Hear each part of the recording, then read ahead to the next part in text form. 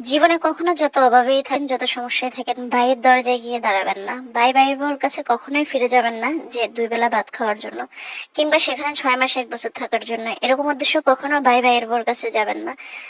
আমরা ২ ভাই ২ বোন। ছোটবেলা থেকেই আদর ভালোবাসা, প্রত্যেকটা ছেলে মেয়ে যেভাবে বড় হয় আমরাও সেভাবে বড় হয়েছি। তবে আমাদের জীবনে ব্যতিক্রম অনেকগুলো দিক ছিল। তার মধ্যে ছিল আমার বাবা সবসময় জায়গা জমি সম্পদ কেনার বেলায় খুব বেশি আগ্রহী ছিলেন। এমনও হয়েছে যে ভালো ভালো খাবারগুলোও উনি আমাদেরকে খাওয়াইতে চাইতেন না। অনেক ক্ষেত্রে আমি কখনোই দেখি নাই বুঝে হওয়ার পরে যে বাজারের সেরা মাছটা আমার বাপ এনেছেন। কেননা উনি সবসময় চিন্তা করেছেন যে বড় মাছ কিনতে গেলে অনেক টাকা খরচ হয়ে যাবে। উনি সবসময় সঞ্চয়ী বিশ্বাসী ছিলেন। উনি সঞ্চয় করতেন এবং ছেলে মেয়ের জন্য সম্পদ জোড়াতেন। বেসিক্যালি ছেলে মেয়ের কথাও বলা যায় না, উনি সম্পদ জোড়াতেই ভালোবাসতেন। ওনার এমন ধারণা ছিল যে আমার অনেক সম্পদ থাকবে, গোলা ভরা ধান থাকবে, পুকুর ভরা মাছ থাকবে। উনি এরকম চিন্তা নিয়ে সবসময় উনি ছেলে মেয়েদেরকে বড় করেছেন। আমাদেরকেও সবসময় বলতেন সঞ্চয়ী হওয়ার জন্য। উনি কখনো টাকা পয়সা খরচ করাটা পছন্দ করতেন না। আমার কখনো মনে হয় না যে আমার বাপ কখনো আমাদেরকে ৫,০০০ টাকা হাতে দিয়ে বলেছেন যে ৫,০০০ টাকা দিয়ে একটা ভালো ড্রেস কিনে নিস। কিন্তু আমার বাপের যথেষ্ট টাকা পয়সা ছিল, যথেষ্ট টাকা পয়সার উৎস ছিল। আমার বাপের অনেক জমি জমা ছিল। উনি বছরে কয়েকবার ধান বিক্রি করতেন এবং অনেক মনে মনে ধান পেতেন। আর সেগুলা বিক্রি করে ওনার কিন্তু অনেক টাকা ছিল। উনি কয়েক বছর পর পরই নতুন জায়গা কিনতেন। ওনার টার্গেটেই ছিল জায়গা জমি কিনা। ঠিক আমরা আমাদের ৪ ভাই বোনকে উনি এভাবেই বড় করেছেন যে সঞ্চয়ী হতে হবে, টাকা পয়সা জমা করতে হবে, টাকা পয়সা কাজে লাগাতে হবে। আমি জানি না কেন আমাদেরকে এই শিক্ষাটা দিয়েছেন। ছোটবেলা থেকে আমাদের চাহিদাগুলা ছোট ছোট ছিল, কারণ আমাদের বড় চাহিদা থাকলেও কোনো লাভ হবে না। বাবা কখনোই আমাদের চাহিদা পূরণ করতে দিবেন না। কারণ ওনার ধারণা উনি যদি ২০,০০০ টাকার বাজার করেন কিংবা শপিং করেন সেটাই ওনার লস। সেটা না করে উনি যদি জমি বন্ধক রাখেন তাহলে হয়তো বা কিছুকাল পরে উনি আবার একটা সে বন্ধক ছাড়িয়ে জমি কিনতে পারবেন। ছোট থেকে কিন্তু আমরা এই অঙ্কগুলো শিখেই বড় হয়েছি যে কিভাবে কন্ডিশন নিতে হয়, বন্ধক নিতে হয়, কিভাবে আবার কয়েক বছর পরে জমিটা নিজের করে নিতে হয়। এই জিনিসগুলো সবসময় উনি আমাদেরকে বলতেন। যাই হোক, সবকিছু মিলিয়ে আমার বড় যে ভাই ছিলেন উনিও আমার আব্বার মতোই হয়েছেন। উনিও অনেক বেশি সঞ্চয়ী এবং অনেক বেশি হিসাবী। বলতে গেলে আব্বার প্রতিচ্ছবি আমরা বড় ভাইয়ের মধ্যে দেখতে পেতাম। কারণ আমার বড় ভাই যেভাবে যেভাবে চলতেন ঠিক আমার আব্বা সেভাবে সেভাবেই ওনাকে শেখাতেন। এরকমটাই দেখে আসছি। আমার বড় ভাই কিন্তু 9-10 পর্যন্ত পড়াশোনা করেছেন। কারণ উনিও অনেক বেশি হিসাবের কারণে পড়াশোনা করতে পারেননি। উনি সবসময় জমি জমাতে আব্বার সাথে সাথে আইলে আইলে ঘুরতেন। আমি জানি না যে এরকম আসলে এই যুগে এসে আছে কিনা। আমরা বাকি ৩ ভাই বোন পড়াশোনা করতে চাইলেও আমাদেরকে খুব হিসাব করে টাকা দেওয়া হতো। আমাদের জন্য কখনোই একজন টিচার রেখে পড়ানো হয় নাই। কিংবা আমরা কোনো একজন শিক্ষকের কাছ থেকে কখনোই সহযোগিতা নিতে পারিনি। কারণ শিক্ষকের কাছে সহযোগিতা চাইতে গেলে প্রাইভেট পড়ার কথা বলতো। আর সেটা তো প্রশ্নই আসে না যে আমার মা-বাবা আমাদেরকে প্রাইভেট পড়াবে। আমার বড় বোনটাকে যখন বিয়ে দিয়েছিলেন তখন আমার বোন মাত্র ক্লাস 9 এ পড়ে। ক্লাস 9 এ যখন পড়ে তখন আমার প্রত্যেকটা মেয়েরই যেমন স্বপ্ন থাকে যে অনেক অনুষ্ঠান করে দুমদাম করে বিয়ে হবে, আমাদেরও ব্যতিক্রম স্বপ্ন ছিল না। কিন্তু ওই যে আমার আব্বা অতিরিক্ত হিসাবের কারণে কখনোই এরকম কিছু চিন্তাই করেননি। উনি সবসময় চিন্তা করেছেন যে মেয়েদেরকে দেখতে আসবে ২-৪ জন মানুষ, এসে বিয়ে করে নিয়ে যাবে। ওনার খরচটা কম হবে। ঠিক আমার বড় বোনকে এভাবে বিয়ে দিয়েছেন। যার কারণে আমরা খুব মনঃক্ষুণ্ণ হয়েছি।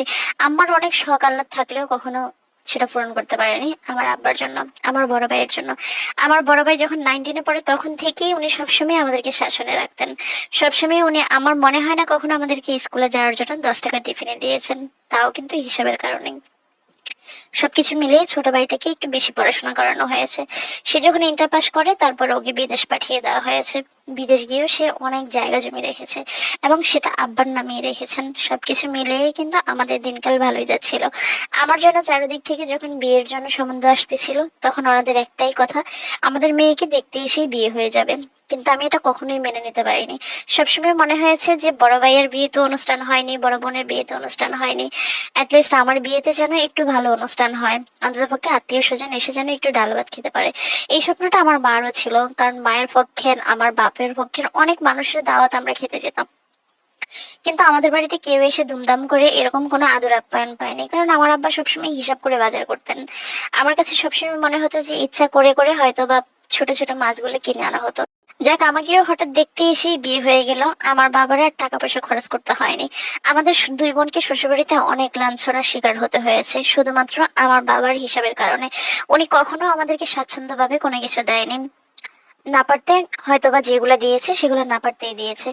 যেমন প্রত্যেকটা ছেলে শ্বশুরবাড়ি থেকে, আমি জানি না অনেক মারাই সেটা আশা করে যে ছেলে শ্বশুর বাড়ি থেকে অনেক গিফট আসবে, খাবার আসবে, কিংবা অ্যাটলিস্ট ঈদে ধুমধাম করে দাওয়াত দিয়ে খাওয়ানো হবে। আমার আব্বা কিন্তু সেই জিনিসগুলা করতো না। আম্মা হয়তো বা না পারতেই দাওয়াত করতো। আর যখনই শ্বশুর বাড়ির মানুষ নিয়ে যেতাম, তখনই আমার নিজেই লজ্জায় পড়তে হতো।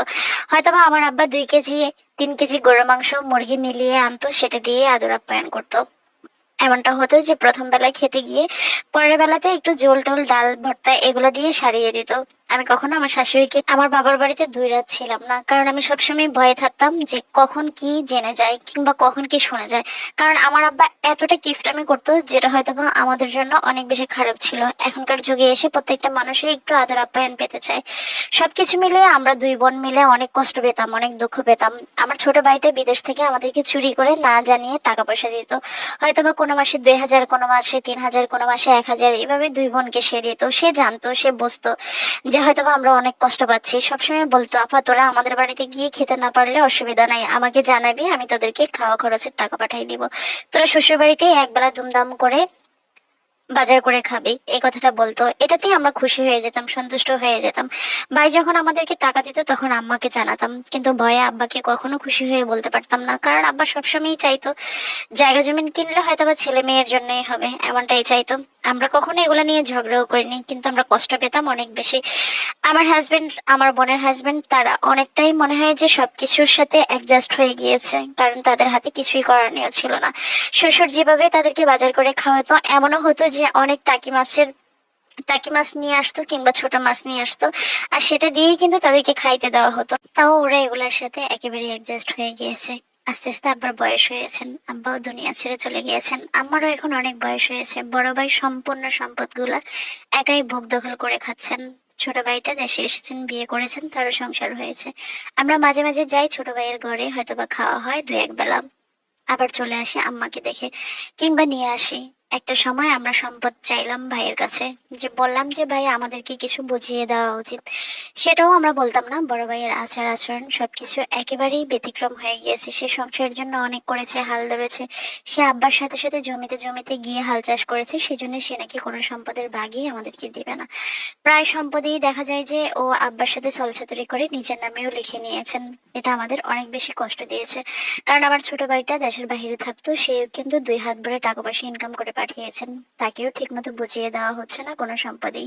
আর সেটা নিয়ে ঝামেলা লাগার কারণেই মনের কষ্টে দুঃখে আমরা 2 বোনও বলেছি আমাদের সম্পদও আমাদেরকে বুঝিয়ে দেন, আমাদের ছোট ভাইয়ের সম্পদ তাকে বুঝিয়ে দেন। কিন্তু এটা নিয়ে বড় ভাই অনেক ঝামেলা করেছেন, এবং বড় ভাইয়ের বউ কিন্তু বারবারই গালমন্দ অনেক ঝামেলা করেছেন আমাদের সাথে। বারবারই বলেছেন উনি নাকি আমাদেরকে অনেক বছর রান্না করে খাইয়েছেন। আমরাও প্রতিদান দেওয়ার চেষ্টা করেছি, আমরাও কিন্তু কখনো অবহেলা করিনি বড় ভাইয়ের বউ হিসেবে। কিন্তু তারা আমাদেরকে সেই সম্মানটুকুও দিচ্ছে না। যখনই যাই বলে তা নিয়েই ঝগড়া ঝামেলা এসবই করে বেড়াচ্ছে। ছোট ভাইয়ের বউকে বারবারই মারতে যায়। অনেকবার এসব নিয়ে ধ্যান দরবার বসানো হয় গ্রামের মাতাব্বরদেরকে নিয়ে, কোনো সমাধান খুঁজে পাওয়া যায়নি। কারণ ভাই আমার বাবাকে ছলছাতুরির মাধ্যমে অনেক সম্পদ নিজের নামে লিখে নিয়েছেন। আমরা তাও কিছু বলিনি, বলেছি যে ঠিক আছে, আপনি সংসারের জন্য কষ্ট করেছেন, আব্বার সাথে অনেক হাল চাষ করেছেন, না হয় একটু সম্পদ আপনার নামে বেশি লেখা হোক। কিন্তু উনি কোনোভাবেই মানছেন না। উনি কোনোভাবেই আমাদের 3 ভাই বোনকে আমাদের প্রাপ্য বুঝিয়ে দিচ্ছেন না, যেটা আমাদেরকে অনেক বেশি কষ্ট দেয়। আম্মা এতটা বয়স হয়েছে যে আম্মাও মুখ খুলে কোনো কিছু ওনার ভয়ে বলতে পারছে না। কোনো বিপদে পড়েও যদি কখনো ভাইয়ের কাছে হাত পাতি, তাও ভাইয়ের বউর অনেক নোংরা কথা শুনতে হয়। এখন আর ভাইদের কাছ থেকে কোনো কিছুই চাই না আমরা। আমরা শুধু চাই যে আমাদের মধ্যে একটা শান্তি হোক, আমরা ভাই বোন মিলেমিশে থাকি। যার যার প্রাপ্য তাদেরকে বুঝিয়ে দিক, কিন্তু যখনই সেটা বলতে চাই তখনই সবার মন খারাপ হয়ে যায়। আমি শুধু এতটুকুই বলবো যে আসলে কাউকে কখনো বিশ্বাস করে এতটাও করা উচিত নয়। সেই সময়ে আমরা যখন ছোট ছিলাম, শুধুমাত্র বড় ভাইয়ের পড়াশোনায় পড়েই আব্বা কখনো আমাদের পিছনে ওইভাবে খরচ করতে পারেনি, কিংবা আমাদেরকে কখনো ওইভাবে খুশি করে কোনো কিছু দেয়ওনি। এটা একমাত্র তার জন্য ভাইই দায়ী ছিল। কিন্তু ভাই এখনো আমাদেরকে ঠকিয়ে যাচ্ছে, তখন আর ঠকিয়েছিল। এমনটা ভুল কখনো আপনারা করবেন না, বিশ্বাস করে।